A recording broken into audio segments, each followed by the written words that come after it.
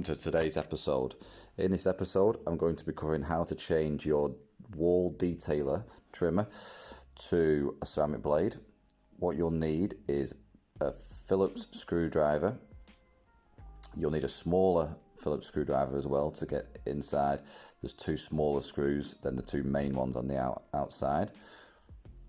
What you'll also need is a brush. And then if you've got a finer one just to get right in there, that'd be perfect too. You'll need a little bit of kitchen roll, some clipper side, a little bit of wall oil.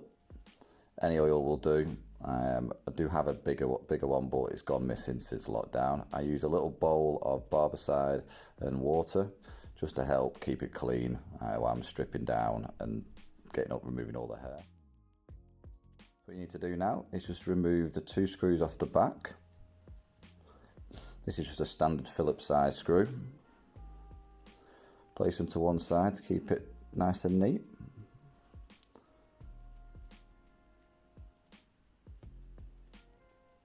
Once you've done that, then you can remove.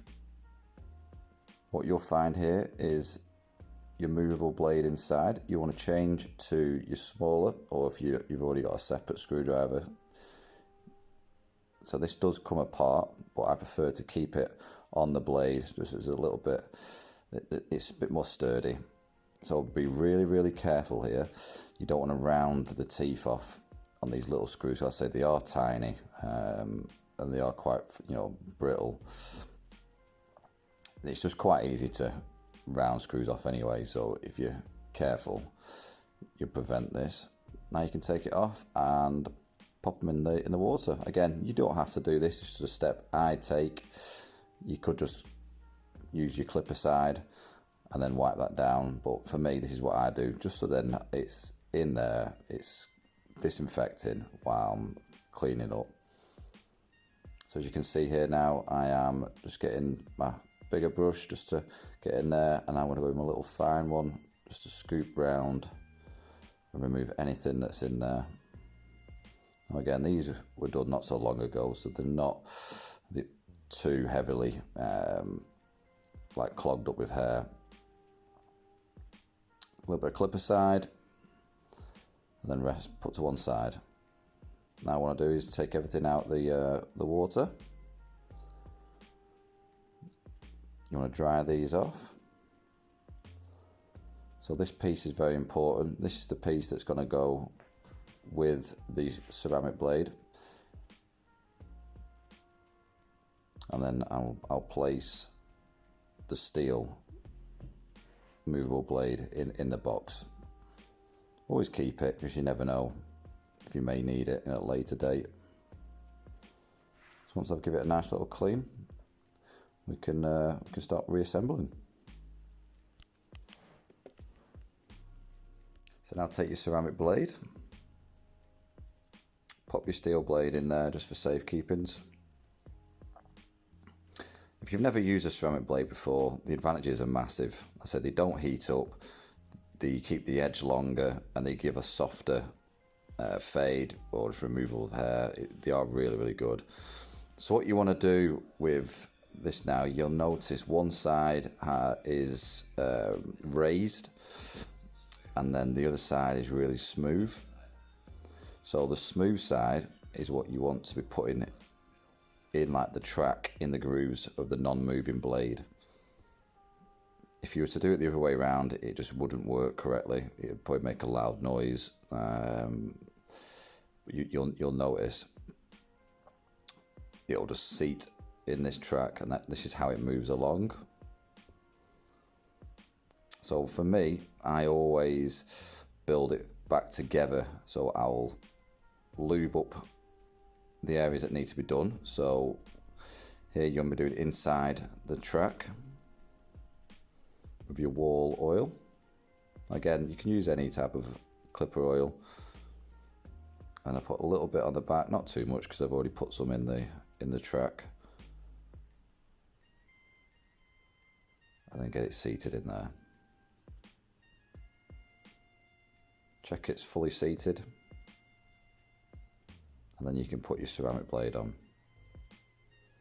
So you want to put a little bit where the teeth are, and then you want to put a little bit on the ledge. This is going to sit on top, you see, and then just underneath. So face down, and you'll see there's the grooves where the holes need to go for the screws. So again, I like to put it all together this way and not separate, because then I can truly see where the teeth are going to sit and I can adjust, instead of if I didn't put it where on the non-moving blade, I'm guessing. So putting it all together, getting that little square block, the adjuster in the track, and then I can fully see and adjust where the teeth are going to sit. So now you want to put the little screws back in. Don't over tighten them at first, just get them in there and seated. You'll then come to adjust. So little tip is hold with your thumb and finger either side. Placing your thumb there will prevent the moving blade from moving, and it ensures you don't overlap, which will cause any like nicks and you know, it will cut your client. So having your thumb there will steady that. Check it's in line with the non-moving blade underneath and that it glides across. So make sure it's nice and even, and then you can tighten back up. So again, I'm going to stress, don't over tighten too much these, and be careful that you don't round the screws off. But as you can see, I move from one side to the other, making sure it's nice and even.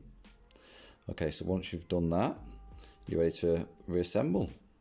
So I keep all of it together, and then I will place on the 2 screws you can see on the detailer. So once you've got it on there, there'll be a little notch on the inside that'll just clip on. Keep your thumb there because there's a spring, and then you can put your main 2 screws back on. So obviously hold on with your thumb, get one nice and seated, don't over tighten it because you'll come back to that later, and then you can let go and put your other screw in. Here then you would tighten both of them to the same.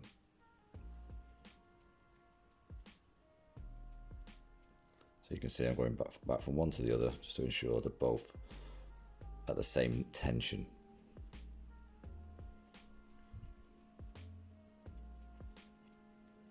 Once you're happy with that, you turn on and test it on your forearm. Okay, so that completes today's episode on how to change your steel detailer blade to a ceramic blade. I hope you all enjoyed the video and you've picked up any little tips and it's been helpful.